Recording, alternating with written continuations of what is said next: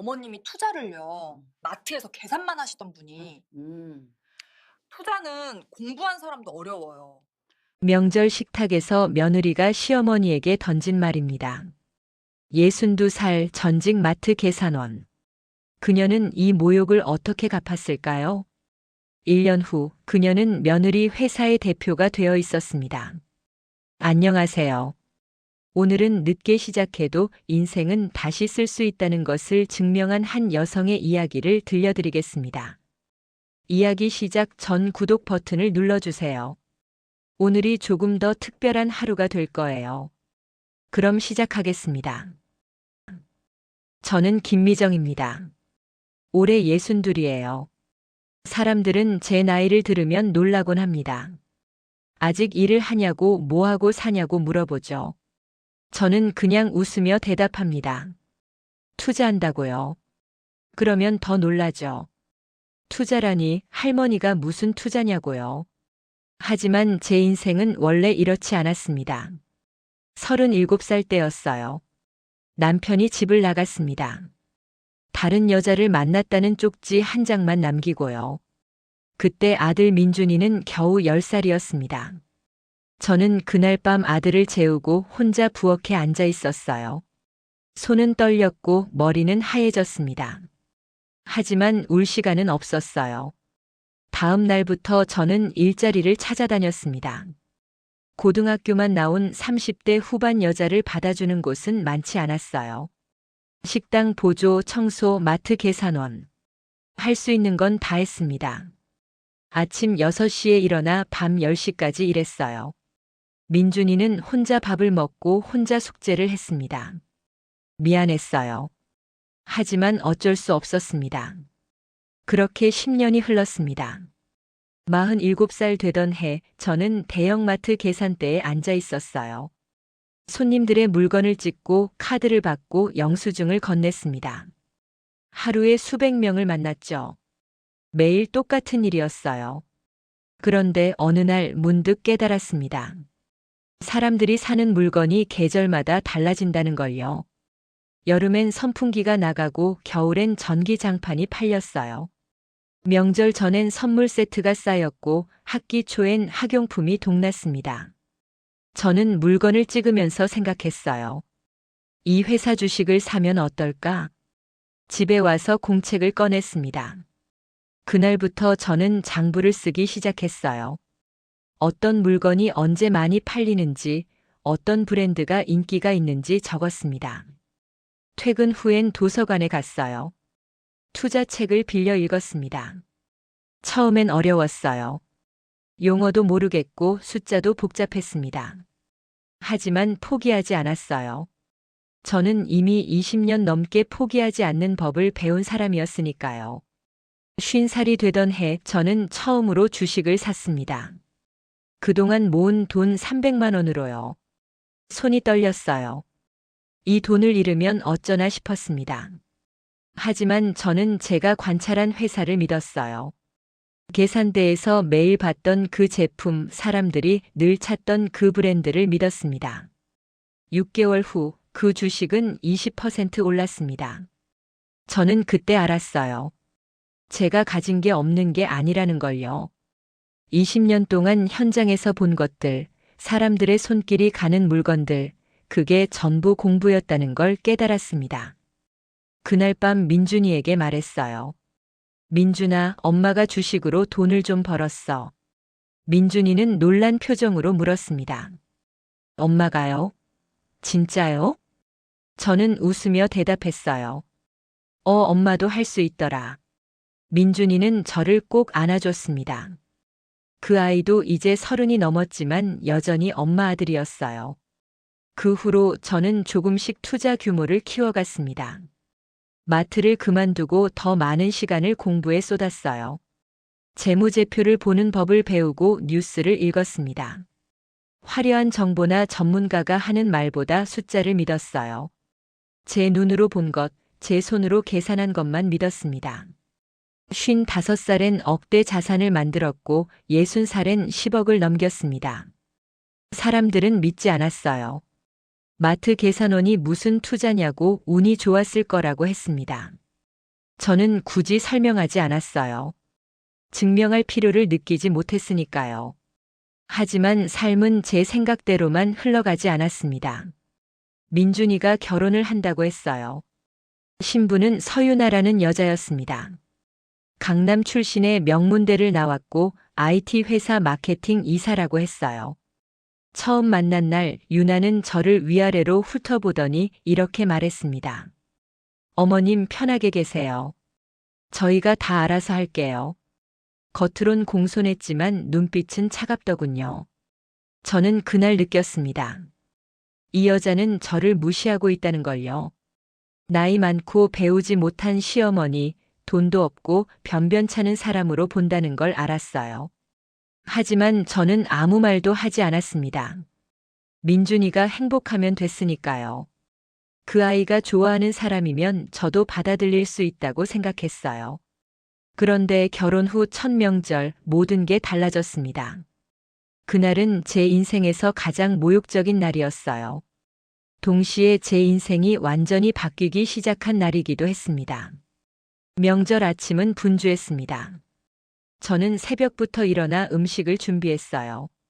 전을 부치고 나물을 무치고 국을 끓였습니다. 민준이네 집은 넓었지만 부엌은 낯설었어요. 그래도 손은 기억하고 있었습니다. 20년 넘게 식당에서 일한 손이었으니까요. 유나는 9시가 넘어서야 일어났습니다. 어머님, 제가 할게요. 편히 계세요. 말은 그렇게 했지만 부엌엔 들어오지 않았어요. 거실 소파에 앉아 휴대폰만 보고 있었습니다. 저는 괜찮다고 말했어요. 원래 이런 일은 제가 더 편하니까요. 11시쯤 유나 부모님이 오셨습니다. 유나 아버지는 대기업 임원 출신이라고 들었어요. 은퇴하고 작은 하청업체를 운영하는데 여전히 양복을 빳빳하게 차려입고 계셨습니다. 유나 어머니는 명품 핸드백을 들고 계셨죠. 저는 현관에서 인사를 드렸어요. 어서 오세요. 유나 아버지는 짧게 고개만 끄덕였습니다. 유나 어머니는 제 앞치마를 보더니 딸에게 말했어요. 유나야, 어머님이 고생 많으시네. 목소리엔 동정이 섞여 있었습니다. 식사는 조용히 진행됐어요. 저는 밥을 덜어드리고 국을 따랐습니다. 민준이는 불편한 표정으로 젓가락을 들었고 유나는 밝게 웃으며 부모님께 이것저것 권했어요. 아버지, 이 갈비찜 드셔보세요. 제가 양념했어요. 제가 새벽부터 준비한 음식이었지만 유나는 자기가 한 것처럼 말했습니다. 저는 그냥 넘어갔어요. 중요한 건 아니니까요. 식사 후 거실로 자리를 옮겼습니다. 유나 아버지가 경제 얘기를 꺼냈어요. 요즘 주식시장이 어쩌고 부동산이 어쩌고 했습니다. 민준이도 조심스럽게 의견을 보탰죠. 저는 조용히 앉아 차를 마셨습니다. 그때 유나가 물었어요. 어머님은 평소에 뭐 하세요? 취미 같은 거 있으세요? 저는 잠깐 망설였습니다. 그리고 솔직하게 대답했어요. 요즘엔 주로 투자 공부를 조금씩 하고 있어. 순간 거실이 조용해졌어요. 유나 아버지가 먼저 물었습니다. 투자요? 무슨 투자를 하시는데요? 주식이랑 부동산이요. 작은 규모지만 10년 정도 했습니다. 유나가 웃음을 터뜨렸어요. 비웃는 웃음이었습니다. 어머니, 주식은 아무나 하는 게 아니에요. 제대로 공부하신 분들도 손해보는 게 투자예요. 저는 침착하게 말했습니다. 그래서 공부하면서 하고 있어. 10년 동안 꾸준히 하던 거야. 유나 어머니가 딸을 거들었어요. 요즘 투자 사기도 많다던데 조심하셔야 해요. TV 보면 나오잖아요. 노인분들 피해 보시는 거. 제가 노인이라는 말이었죠. 민준이가 끼어들었습니다. 엄마는 혼자 공부해서 하시는 거예요. 사기 같은 거 아니에요. 유나가 남편을 쳐다봤어요. 자기는 어머님이 뭘 얼마나 아신다고 그래. 투자는 전문 지식이 필요한 거야. 저도 회사에서 마케팅 하면서 숫자 다루지만 그래도 주식은 안 건드려요. 저는 찻잔을 내려놓았습니다. 유나는 어느 회사를 다닌다고 했지? 중소 IT 기업이에요. 소프트웨어 회사요. 제가 마케팅 이사예요. 회사 이름이 뭐였지? 유나는 조금 불편한 표정을 지었지만 대답했어요. 디지털 솔루션즈요. 왜요? 저는 고개를 끄덕였습니다. 그 이름을 기억했어요. 유나 아버지가 화제를 돌렸습니다. 그나저나 요즘 젊은이들 취업이 어렵다던데. 민준이는 회사 다니면서 힘들지 않나? 민준이가 대답했어요. 괜찮아요. 저는 제 일이 좋아서요. 유나가 남편을 보며 말했습니다. 민준 씨 회사는 작은 데잖아요. 월급도 그렇고. 나중에 이직 생각해 봐야 할 것 같아요. 민준이 얼굴이 굳었습니다. 저는 아들을 봤어요. 그 아이는 자기 일을 좋아했어요. 비록 월급이 적어도 보람을 느끼며 일했습니다. 유나 어머니가 덧붙였어요. 그래, 맞아. 애 낳고 키우려면 돈이 좀 많이 드나. 지금부터 준비해야지. 유나가 다시 저를 봤습니다. 그러니까 어머님도 위험한 투자는 그만하시고 안전하게 사세요. 나중에 손해보시면 저희가 모시고 살아야 하잖아요. 그 말을 듣는 순간 알았습니다. 이 사람들은 저를 짐으로 본다는 걸요. 언젠가 돌봐야 할 부담으로 생각한다는 걸 깨달았어요. 제가 번 돈도 제가 공부한 것도 이들에겐 아무 의미가 없었습니다. 그저 가난한 시어머니, 배우지 못한 노인일 뿐이었죠. 저는 천천히 일어났습니다. 설거지 좀 하겠습니다. 어머님, 제가 할게요. 유나가 말했지만 일어나지는 않았어요. 저는 혼자 부엌으로 갔습니다. 찬물에 손을 담그고 그릇을 닦았어요. 손이 시렸지만 머리는 차갑게 식어갔습니다. 유나가 다니는 회사, 디지털 솔루션즈. 그 이름이 머릿속에서 맴돌았어요. 저는 이미 그 회사를 알고 있었습니다. 한 달 전 투자 리포트에서 본 이름이었어요. 경영난으로 매각 가능성이 있다는 내용이었죠. 저는 당시엔 관심 없었습니다. 규모도 작고 실적도 안 좋았으니까요. 하지만 지금은 달랐습니다. 설거지를 마치고 나왔을 때 유나 가족은 떠날 준비를 하고 있었어요. 어머님, 다음에 또 뵐게요. 건강 조심하시고요. 유나는 웃으며 인사했습니다. 하지만 그 웃음 뒤에 뭐가 있는지 저는 알고 있었어요. 민준이가 저를 배웅하면서 말했습니다. 엄마, 미안해요. 유나가 말을 좀 심하게 했어요. 저는 아들의 어깨를 두드렸어요. 괜찮아, 내 아내잖니. 엄마가 걱정스러운 거지, 이해해. 하지만 민준아, 엄마는 정말 괜찮아. 넌 유나한테 잘해줘. 그게 엄마가 바라는 거야. 민준이는 미안한 표정으로 고개를 숙였습니다. 하지만 저는 괜찮지 않았어요. 그날 밤 집에 돌아와 컴퓨터를 켰습니다. 디지털 솔루션즈를 검색했어요. 회사 정보를 하나하나 읽어내려갔습니다. 재무제표를 보고 뉴스 기사를 찾았어요. 예상대로였습니다. 회사는 적자였고 투자자를 찾고 있었어요. 매각 협상이 진행 중이라는 소문도 있었습니다. 기술은 괜찮았지만 경영이 엉망이었죠. 특히 마케팅 부서의 예산 집행이 문제였어요. 저는 계산을 시작했습니다. 인수 가능한 금액, 구조 조정 비용, 회생 가능성. 숫자를 하나씩 적어 내려갔어요. 밤이 깊어갔지만 잠이 오지 않았습니다. 새벽 4시 저는 결정을 내렸습니다. 이 회사를 인수하겠다고요. 유나에게 복수하기 위해서가 아니었어요. 그건 비즈니스였습니다. 감정과 투자를 섞으면 안 된다는 걸 저는 알고 있었으니까요. 하지만 한 가지는 확실했습니다. 더 이상 무시당하지 않겠다는 것. 제 능력을 증명하겠다는 것. 그리고 유나가 틀렸다는 걸 보여주겠다는 것. 투자는 공부한 사람만 하는 게 아닙니다. 현장을 아는 사람, 숫자를 읽는 사람, 포기하지 않는 사람이 하는 거예요. 저는 바로 그런 사람이었습니다. 다음 날부터 저는 움직이기 시작했습니다. 먼저 디지털 솔루션즈의 재무제표를 더 깊이 분석했어요. 매출, 비용, 부채, 자산. 모든 숫자를 엑셀에 정리했습니다. 밤새 계산기를 두드렸어요.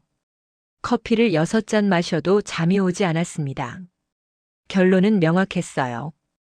회사는 살릴 수 있었습니다. 기술력은 나쁘지 않았고 고객도 있었어요. 문제는 비효율적인 경영이었죠. 특히 마케팅 부서가 예산을 물쓰듯 했습니다. 광고비는 많이 쓰는데 실제 매출 증가는 미미했어요. 저는 웃음이 나왔습니다. 아이러니했죠. 마케팅 이사 서유나. 그녀가 회사를 망치고 있었던 겁니다. 하지만 저는 조급하게 움직이지 않았어요. 20년 넘게 배운 게 하나 있다면 인내였습니다. 서두르면 실수하고 실수하면 기회를 놓쳐요. 일주일 동안 더 조사했습니다. 디지털 솔루션즈의 주요 고객사를 알아봤어요. 경쟁사도 확인했습니다.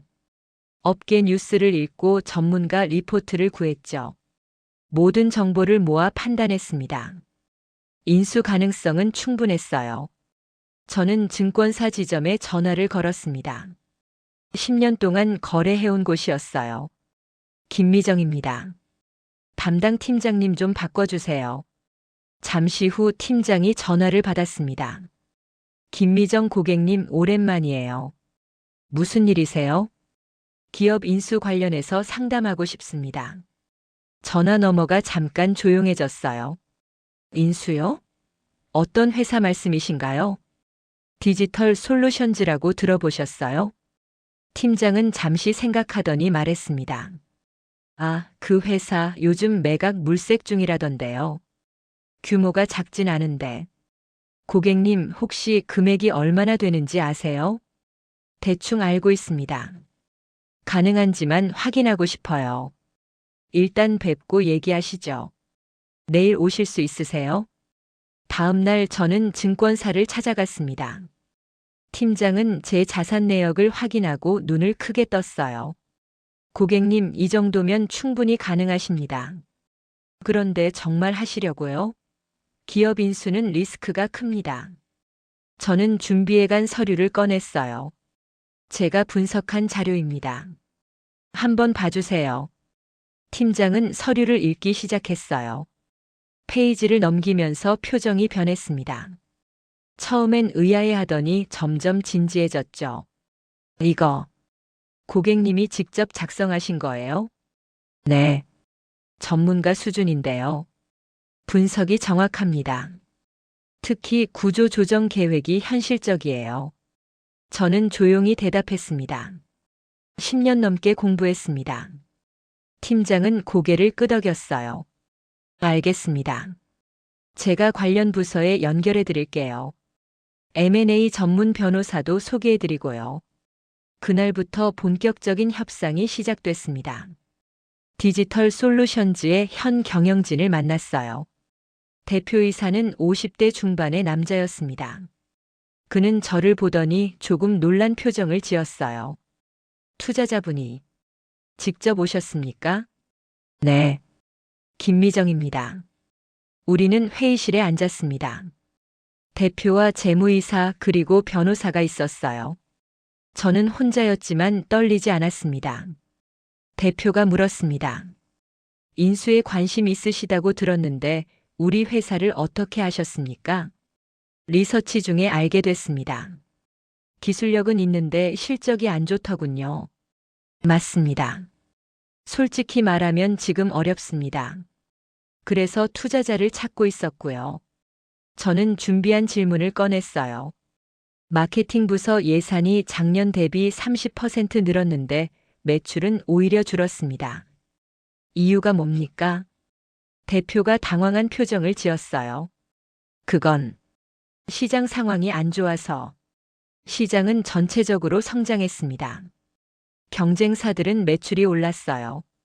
디지털 솔루션즈만 떨어졌죠. 재무이사가 끼어들었습니다. 마케팅 전략이 잘못됐다는 말씀이십니까? 숫자가 그렇게 말하고 있습니다. 회의실이 조용해졌어요. 저는 계속했습니다. 인수하게 되면 구조 조정이 필요합니다. 특히 마케팅 부서부터요. 대표가 조심스럽게 물었어요. 구체적으로 어떤 계획이십니까? 저는 준비한 서류를 펼쳤습니다. 우선 불필요한 광고비를 줄이고 효과적인 채널에 집중합니다. 영업팀을 강화하고 기존 고객 관리에 투자하죠. 그리고 실적 평가를 투명하게 해서 무능한 인원은 정리합니다. 상당히 과감하시네요. 회사를 살리려면 어쩔 수 없습니다. 협상은 한 달 넘게 이어졌습니다. 가격 조율, 조건 협의, 법률 검토. 복잡한 과정이었어요. 하지만 저는 포기하지 않았습니다. 변호사와 회계사의 도움을 받으며 하나씩 정리해 나갔죠. 그 사이 민준이에게 전화가 왔어요. 엄마, 요즘 바쁘세요?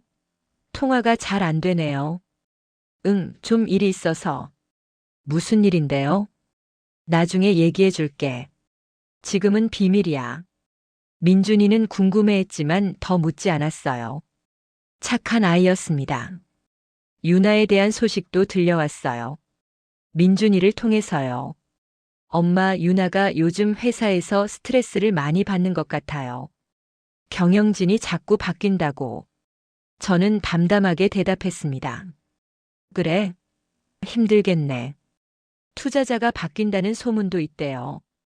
유나가 걱정하더라고요. 저는 아무 말도 하지 않았어요. 아직 때가 아니었으니까요. 드디어 계약일이 다가왔습니다. 변호사 사무실에서 최종 계약서를 검토했어요. 수십 장에 달하는 문서였습니다. 저는 한 줄 한 줄 천천히 읽었어요. 변호사가 말했습니다. 여기 서명하시면 김미정 고객님이 디지털 솔루션즈의 대주주가 되십니다. 신중하게 결정하세요. 저는 펜을 들었습니다. 손이 조금 떨렸어요. 이건 제 인생에서 가장 큰 결정이었습니다. 실패하면 모든 걸 잃을 수도 있었죠. 하지만 저는 제 판단을 믿었습니다. 20년 넘게 현장에서 배운 것, 10년 넘게 투자하며 익힌 것. 그 모든 게 이 순간을 위한 준비였어요. 저는 서명했습니다. 계약이 완료됐습니다. 저는 디지털 솔루션즈의 대주주가 됐어요. 그리고 이사회는 저를 신임 대표이사로 선임하기로 했습니다. 집으로 돌아오는 길, 저는 차 안에서 한참을 앉아 있었어요. 믿기지 않았습니다. 마트 계산원이었던 제가, 식당 보조로 일했던 제가 이제 회사 대표가 됐다는 게요. 하지만 이건 시작일 뿐이었습니다. 진짜 어려운 건 지금부터였어요. 회사를 정상화시켜야 했고 직원들을 설득해야 했고 무엇보다 실적을 만들어내야 했습니다. 그리고 한 가지 더. 서유나를 마주해야 했습니다. 그녀는 아직 제가 새 대표라는 걸 모르고 있었어요. 다음 주 월요일 첫 이사회에서 공식 발표될 예정이었습니다. 저는 상상해 봤어요. 유나가 어떤 표정을 지을지. 분노할까요? 당황할까요? 아니면 여전히 저를 무시할까요? 어떤 반응이든 상관없었습니다. 저는 이제 더 이상 무시당할 사람이 아니었으니까요. 감정이 아닌 숫자로, 편견이 아닌 실력으로 말할 준비가 됐습니다. 월요일이 기다려졌습니다. 동시에 두려웠어요. 이 결정이 옳은 건지, 민준이는 어떻게 생각할지, 가족 관계가 어떻게 될지. 하지만 돌아갈 수는 없었습니다. 저는 이미 펜을 들었고 계약서에 서명했고 새로운 인생을 선택했으니까요. 이제 남은 건 증명하는 것뿐이었습니다. 김미정도 할 수 있다는 것을. 나이도 학벌도 과거도 중요하지 않다는 것을. 중요한 건 능력이고 의지고 포기하지 않는 마음이라는 것을. 그 월요일 모든 게 바뀔 것이었습니다. 월요일 아침이 밝았습니다. 저는 평소보다 일찍 일어났어요. 거울 앞에 섰습니다. 회색 정장을 입고 머리를 단정하게 빗었어요. 화장은 최소한으로 했습니다. 중요한 건 겉모습이 아니라 제가 준비한 자료였으니까요. 회사는 강남에 있었어요. 작은 빌딩의 3층과 4층을 쓰고 있었습니다. 저는 9시에 도착했어요. 이사회는 10시였지만 미리 가서 준비하고 싶었습니다. 로비에서 엘리베이터를 기다리는데 누군가 뒤에서 말했어요. 어머님, 여기 왜 오셨어요? 돌아보니 유나였습니다. 그녀는 놀란 표정으로 저를 보고 있었어요. 명품 가방을 들고 높은 구두를 신고 있었습니다. 저는 침착하게 대답했어요. 출근하러 왔다. 네. 무슨 말씀이세요? 곧 알게 될 거야. 엘리베이터가 도착했어요. 저는 먼저 탔습니다. 유나는 어리둥절한 표정으로 따라 탔죠. 3층 버튼을 눌렀을 때 유나가 물었습니다. 어머님 무슨 일 있으세요? 민준 씨한테 들은 거 없는데. 회의 때 들어와라. 모두 설명할 거야. 엘리베이터 문이 열렸어요. 저는 먼저 내렸습니다. 직원들이 저를 쳐다봤어요. 낯선 사람이 정장을 입고 들어왔으니 당연했죠. 전 대표가 마중 나왔습니다. 김 대표님 오셨습니까? 이쪽으로 오시죠. 유나의 얼굴이 하얗게 변했어요. 대표님이요? 지금 뭐라고? 전 대표가 유나를 봤습니다. 서이사 아직 공지 못 받았나요? 오늘부터 김미정 대표님께서 우리 회사를 이끄십니다. 유나는 말을 잇지 못했어요. 입만 벌린 채 저를 쳐다봤습니다. 저는 그냥 지나쳐 회의실로 향했어요. 회의실엔 이미 몇몇 이사들이 앉아 있었습니다. 재무이사, 기술이사, 영업이사. 모두 저를 조심스럽게 관찰했어요. 저는 상석에 앉았습니다. 생전 처음 앉아보는 자리였죠. 잠시 후 유나가 들어왔어요. 얼굴은 창백했지만 자리에 앉았습니다. 다른 팀장들도 하나둘 들어왔어요. 10시 정각 회의가 시작됐습니다. 전 대표가 먼저 말했어요. 오늘부터 김미정 대표님께서 우리 회사를 맡으십니다. 인사 말씀 부탁드립니다. 저는 천천히 일어났습니다. 안녕하십니까? 김미정입니다. 모두가 저를 쳐다봤어요. 긴장한 얼굴, 궁금한 얼굴, 불안한 얼굴. 저는 준비한 말을 꺼냈습니다. 저는 화려한 경력이 없습니다. 명문대를 나오지도 않았고 대기업에 다닌 적도 없어요. 하지만 20년 넘게 현장에서 일했고 10년 넘게 투자를 공부했습니다. 회의실이 조용했어요. 저는 계속했습니다. 이 회사는 좋은 기술을 가지고 있습니다. 유능한 직원들도 많이 있죠. 하지만 경영이 잘못됐어요. 돈을 쓸 곳에 쓰지 않고 쓰지 말아야 할 곳에 썼습니다. 재무이사가 고개를 끄덕였어요. 앞으로 이 회사를 정상화시킬 겁니다. 구조 조정이 있을 거고 변화가 있을 겁니다. 힘들 수도 있어요. 하지만 살아남기 위해선 어쩔 수 없습니다. 저는 앞에 준비한 자료를 펼쳤어요. 먼저 각 부서의 실적을 검토했습니다. 자료를 보시죠. 스크린에 표가 떴습니다. 부서별 예산과 성과를 정리한 자료였어요. 숫자는 명확했습니다. 영업부는 작은 예산으로 가장 많은 매출을 만들었습니다.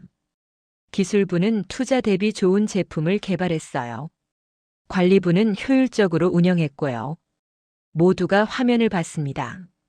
하지만 마케팅부는 다릅니다. 유나가 움찔했어요.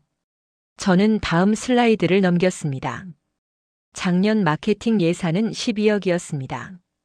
전년 대비 30% 증가했죠. 하지만 신규 고객은 오히려 15% 줄었어요. 광고 효과도 미미했습니다. 재무이사가 자료를 들여다봤어요. 구체적으로 보면 더 심각합니다. 온라인 광고에 5억을 썼는데 실제 전환율은 1%도 안 됐어요. 전시회 참가에 3억을 썼지만 계약은 한 건도 없었습니다. 유나가 끼어들었습니다. 그건 시장 상황 때문입니다. 경기가 안 좋아서. 저는 차분하게 대답했어요. 경쟁사들은 매출이 늘었습니다. 같은 시장, 같은 경기예요. 차이는 전략입니다. 다음 자료를 보여줬어요. 경쟁사 A는 기존 고객 관리에 집중했습니다. 경쟁사 B는 타겟 마케팅을 했고요. 반면 우리는 무차별적으로 광고만 뿌렸어요. 전략 없이 돈만 썼습니다. 회의실이 무겁게 가라앉았어요. 유나가 다시 말했습니다. 대표님, 마케팅은 장기적 관점으로 봐야 합니다. 브랜드 인지도 조사 결과도 있습니다. 저는 다음 슬라이드를 넘겼어요. 작년과 비교해 인지도 상승은 3%입니다. 12억을 써서 3%예요. 이게 효율적입니까? 유나는 입을 다물었습니다. 저는 마지막 자료를 꺼냈어요. 더 심각한 건 예산 집행 과정입니다. 일부 광고 대행사와의 계약에서 정상 시세보다 높은 금액이 지급됐어요. 근거 서류도 불충분합니다. 재무이사가 놀란 표정으로 물었습니다. 그게 사실입니까? 회계법인에 확인을 요청했습니다. 조만간 결과가 나올 겁니다. 유나의 얼굴이 붉어졌어요. 그녀가 벌떡 일어났습니다. 이건 제 일에 대한 모욕입니다. 제가 뭘 잘못했다는 겁니까? 저는 그녀를 똑바로 봤어요. 숫자가 말하고 있습니다. 감정이 아니라 데이터로 판단하는 겁니다. 데이터요? 대표님은 이 업계를 아십니까? 마케팅이 뭔지나 아세요? 저는 침착하게 대답했습니다. 잘 모릅니다. 하지만 숫자는 읽을 수 있어요. 그리고 숫자는 거짓말을 하지 않습니다. 유나가 소리쳤어요. 이건 시어머니가 며느리를 괴롭히는 거잖아요. 개인 감정으로 회사 일을 하시는 겁니까? 회의실이 술렁였습니다. 모두가 저희를 쳐다봤어요. 저는 천천히 말했습니다. 서유나 이사님, 저는 지금 대표로서 말하고 있습니다. 당신이 제 며느리인 건 사실이에요. 하지만 그건 회사 밖 얘기입니다. 여기선 당신은 마케팅 이사고 저는 대표예요. 말도 안 돼요. 이건 부당해요. 부당한 건 회사 돈을 낭비한 겁니다. 직원들 월급으로 나가야 할 돈을 효과 없는 광고에 쏟아부은 거예요. 저는 최종 결정을 꺼냈습니다. 이사회의 결정으로 서유나 이사의 직위를 해제합니다. 오늘부로 효력이 발생해요. 유나가 비틀거렸어요. 해고요? 절 해고한다고요? 정확히는 직위 해제입니다. 정식 절차를 거쳐 통보할 겁니다. 유나는 믿을 수 없다는 표정으로 저를 봤어요. 어머님, 아니 대표님, 제발 다시 생각해 주세요. 제가 잘못했어요. 저는 고개를 저었습니다. 이건 개인적 결정이 아닙니다. 회사를 위한 결정이에요. 유나는 회의실을 나갔어요. 문이 쾅 닫혔습니다. 남은 사람들은 숨죽이고 있었어요. 저는 다시 앉았습니다. 계속하겠습니다. 다음은 구조조정 계획입니다. 회의는 2시간 더 이어졌어요. 저는 부서별 개편안을 설명하고 새로운 목표를 제시했습니다. 처음엔 경계하던 이사들도 점점 진지하게 들었어요. 회의가 끝났을 때 기술이사가 다가왔습니다. 대표님, 정확한 분석이었습니다. 저희도 마케팅부 문제는 알고 있었어요. 영업이사도 말했어요. 현장에서 느낀 게 많았습니다. 이번 기회에 제대로 바뀌었으면 좋겠어요. 저는 고개를 끄덕였습니다. 다들 고생 많으셨습니다. 함께 회사를 살려봅시다. 오후에 민준이한테 전화가 왔어요. 엄마, 유나한테 무슨 일 있었어요? 울면서 집에 왔는데. 저는 한숨을 쉬었습니다. 민준아, 엄마가 유나가 다니는 회사를 인수했어. 그리고 오늘 대표로 취임했고. 전화 너머가 조용했어요. 네. 유나는 업무상 문제가 있어서 해임했단다. 개인 감정 때문이 아니야. 엄마, 이게 무슨. 나중에 자세히 얘기해 줄게. 지금은 회사 일이 급해. 전화를 끊고 저는 창밖을 봤어요. 쉽지 않은 결정이었습니다. 며느리를 해고하는 게 쉬울 리 없었죠. 민준이도 힘들 거고 가족 관계도 어려워질 거예요. 하지만 저는 후회하지 않았습니다. 이건 옳은 일이었으니까요. 회사를 위한 결정이었고 다른 직원들을 위한 선택이었습니다. 감정에 휘둘려 판단을 흐리면 안 됐어요. 그날 밤 집에 돌아왔을 때 민준이가 기다리고 있었습니다. 엄마. 저는 아들을 마주 봤어요. 미안해, 민준아. 엄마가 내 아내를 해고했어. 민준이는 복잡한 표정을 지었습니다. 유나가 그러던데. 회사에 돈 문제가 있었대요. 응. 예산을 제대로 관리 못했어. 엄마가 조사해봤는데 심각했단다. 그럼 어쩔 수 없는 거네요. 저는 놀랐어요. 민준아, 괜찮아? 민준이가 고개를 끄덕였습니다. 엄마를 믿어요. 엄마는 감정으로 일 안 하시잖아요. 분명 이유가 있었을 거예요. 저는 아들을 꼭 안았습니다. 고마워, 민준아. 대신 유나랑 잘 이야기해 보세요. 유나도 힘들 거예요. 그래, 엄마가 기회를 줄게. 하지만 유나는 기회를 받아들이지 않았습니다. 사흘 후 유나 아버지한테 전화가 왔어요. 김미정 씨, 우리 딸을 부당하게 해고했다며? 이거 법적으로 문제 삼을 겁니다. 저는 차분하게 대답했습니다. 정당한 절차를 거쳤습니다. 증거도 다 있고요. 증거? 조작한 거 아닙니까? 회계법인 감사보고서입니다. 원하시면 보내드리죠. 이건 끝나지 않을 겁니다. 금융 사기 의혹으로 고발하겠어요. 전화가 끊겼어요. 저는 예상했던 일이었습니다. 유난의 가족이 가만히 있을 리 없었죠. 하지만 저는 준비돼 있었어요. 모든 거래 기록, 합법적 절차, 회계 감사. 빈틈이 없었습니다.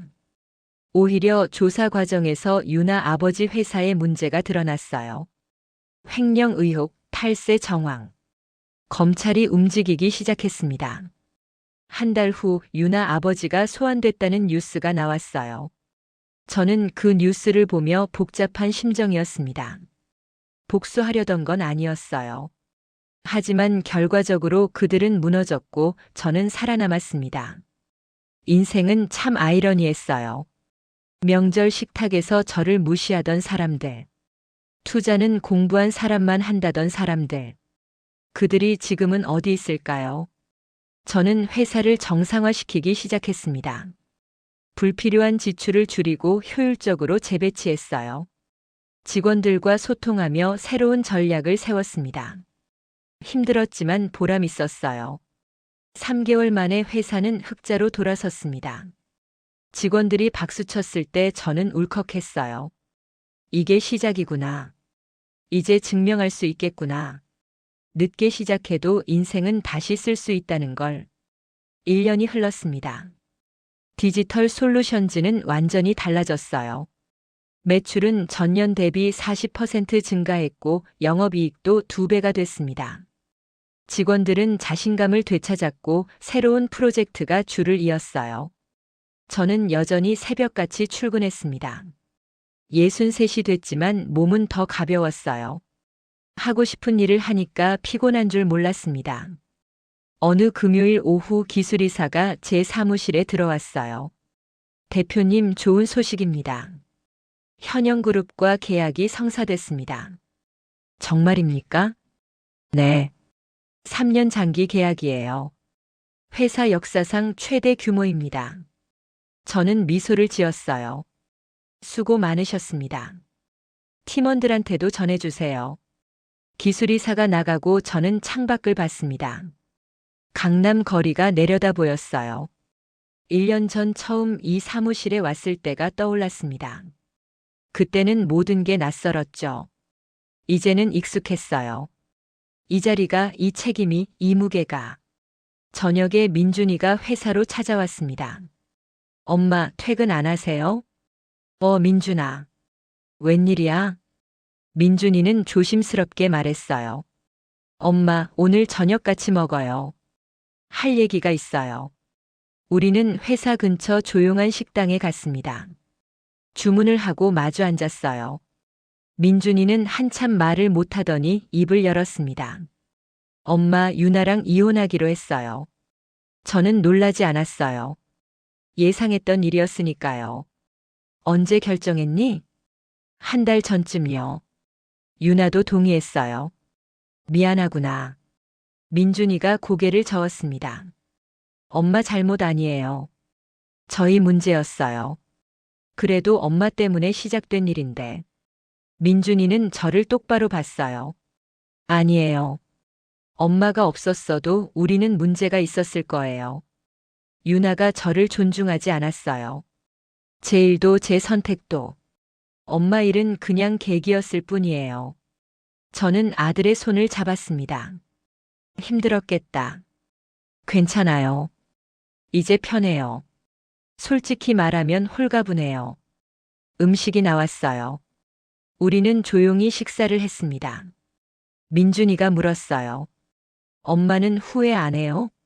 유나 해고한 거. 저는 잠시 생각했습니다. 후회는 안 해.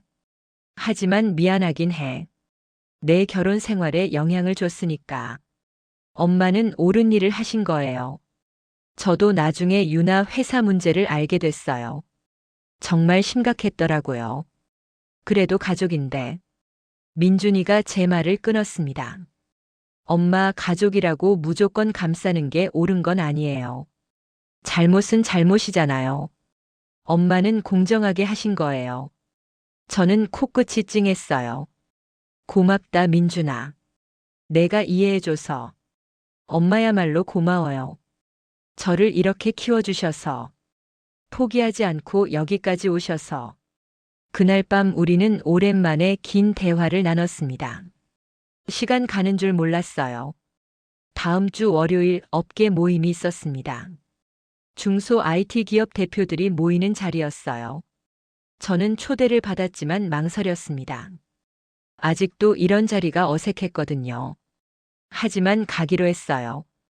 이제는 도망치지 않기로 했으니까요.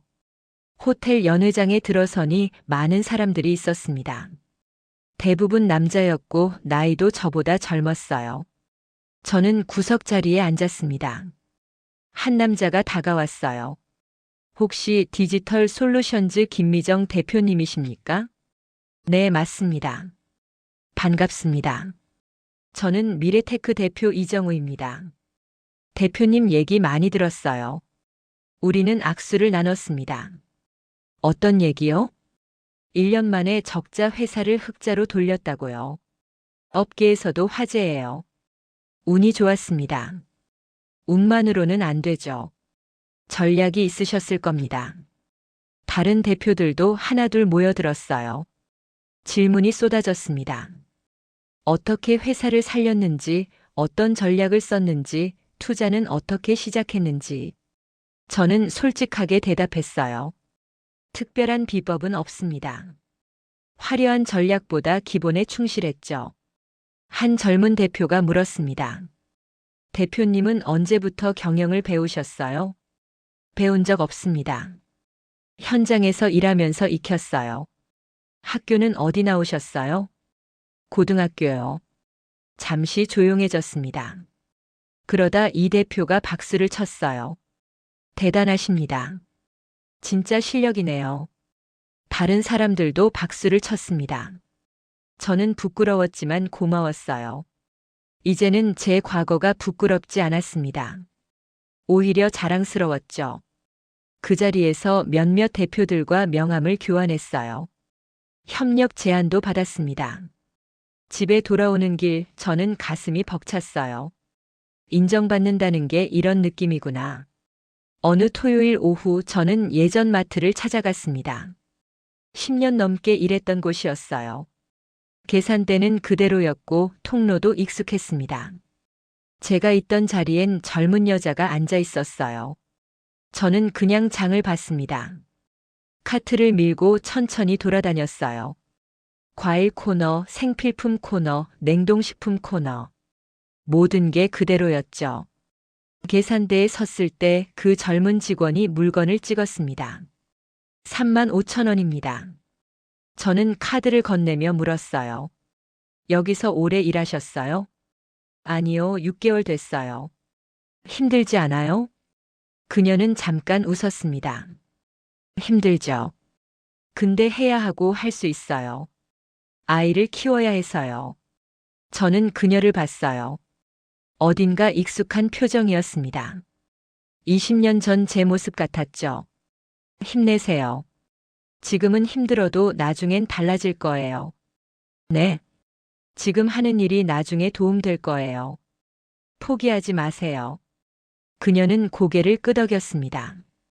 무슨 뜻인지 몰라도 위로가 됐는지 미소를 지었어요. 저는 마트를 나오며 생각했습니다. 그때 그 자리에서 배운 것들.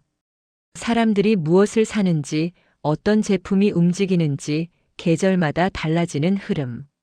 그게 전부 공부였어요. 아무것도 아닌 경험은 없다는 걸 이제는 알았습니다. 가을이 왔습니다. 회사는 안정됐고 새로운 프로젝트도 순조로웠어요. 저는 후배 대표들을 위한 멘토링도 시작했습니다. 경험을 나누고 싶었거든요. 어느 날 젊은 여성 창업자가 찾아왔어요. 대표님, 저는 35인데 너무 늦은 것 같아요. 주변에선 다들 안정적인 직장 다니라고 해요. 저는 웃었습니다. 저는 50에 시작했어요. 60이 넘어 대표가 됐고요. 정말요? 늦은 건 없어요. 중요한 건 지금 시작하느냐예요. 그녀의 눈에 희망이 보였습니다. 어떻게 해야 할까요? 기본에 충실하세요. 화려한 전략보다 고객을 보고 유행보다 실력을 쌓으세요. 그리고 포기하지 마세요. 대표님은 어떻게 포기하지 않으셨어요? 저는 잠시 생각했습니다. 선택권이 없었어요. 포기하면 저랑 아들이 살 수 없었거든요. 그래서 버텼죠. 그럼 이제는요? 이젠 하고 싶어서 해요. 증명하고 싶은 것도 있고요. 뭘 증명하시고 싶으세요?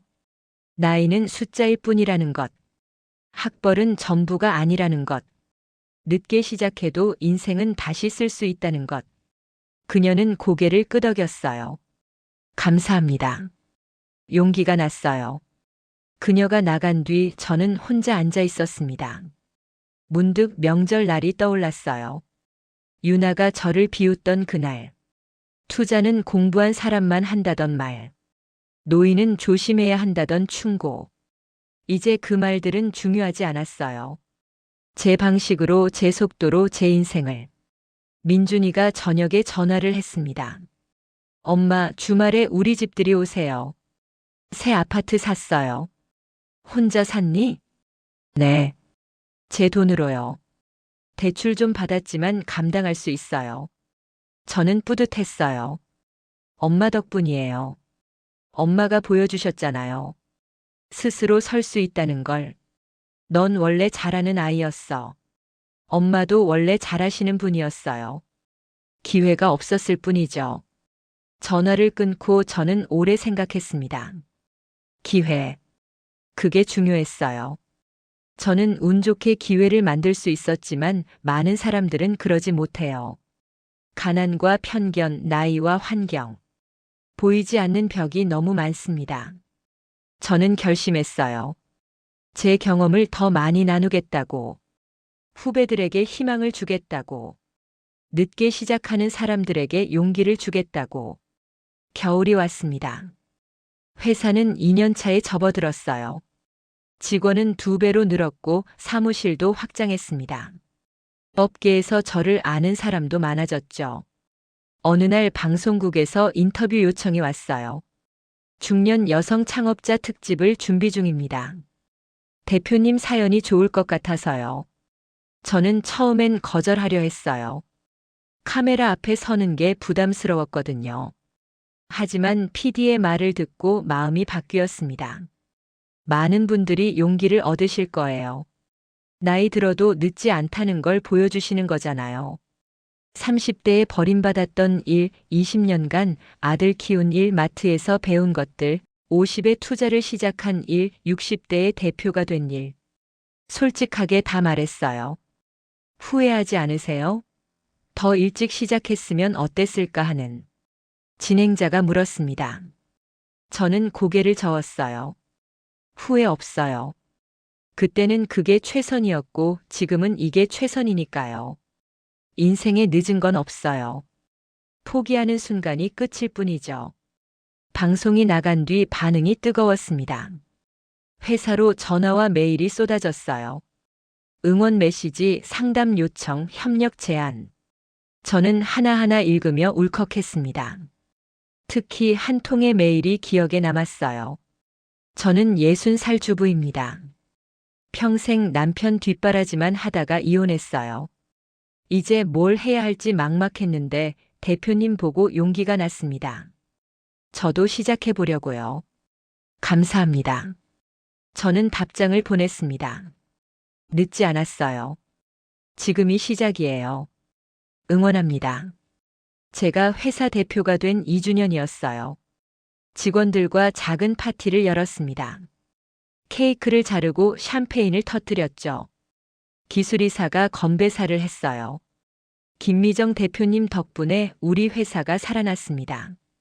대표님께 감사드리고 앞으로도 함께하겠습니다. 저는 감사했습니다. 이 사람들이 저를 믿어줘서 함께해줘서. 파티가 끝나고 혼자 사무실에 앉아 있었어요. 창밖으로 봄 햇살이 들어왔습니다. 저는 문득 깨달았습니다. 행복하다는 걸. 처음으로 진짜 행복하다는 걸. 30년 전 남편이 떠났을 때 저는 끝났다고 생각했어요. 인생이 망했다고 절망했죠. 하지만 그건 끝이 아니라 시작이었습니다. 진짜 인생은 그 이후에 시작됐어요. 스스로 돈을 벌고 꿈을 키우고 능력을 증명하고 존중받는 사람이 되는 것. 그게 진짜 인생이었어요. 나이는 정말 숫자일 뿐이었습니다. 60이든 70이든 80이든 시작하고 싶으면 시작할 수 있어요. 배우고 싶으면 배울 수 있고 꿈꾸고 싶으면 꿈꿀 수 있습니다. 중요한 건 포기하지 않는 거예요. 저는 일어나 창밖을 봤습니다. 서울 거리가 분주했어요. 수많은 사람들이 각자의 인생을 살고 있었죠. 그 중엔 저처럼 늦게 시작하는 사람도 있을 거예요. 주저하고 망설이는 사람도 있을 겁니다. 저는 그들에게 말하고 싶었어요. 괜찮다고. 늦지 않았다고. 지금 시작하면 된다고. 인생은 마라톤이 아니에요. 단거리 경주도 아니고요. 인생은 각자의 속도로 가는 여행입니다. 빨리 가도 좋고 천천히 가도 좋아요. 돌아가도 괜찮고 쉬어가도 괜찮습니다. 중요한 건 자기 길을 가는 거예요. 저 김미정은 60이 넘어 새로운 길을 찾았습니다. 이제 그 길을 당당하게 걷고 있어요.